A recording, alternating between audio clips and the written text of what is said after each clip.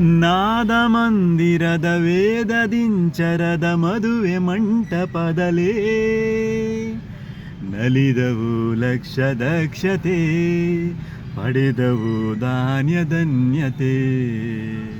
ಪ್ರೇಮ ಸಿಂಚನದ ಬಾಳ ಬಂಧನದ ಸ್ನೇಹ ಶಾಸ್ತ್ರದೊಳಗೆ ನಡೆದವು ಸಪ್ತಪದಿಗಳು, ಸಂದವು ಸಕಲ ವಿಧಿಗಳು.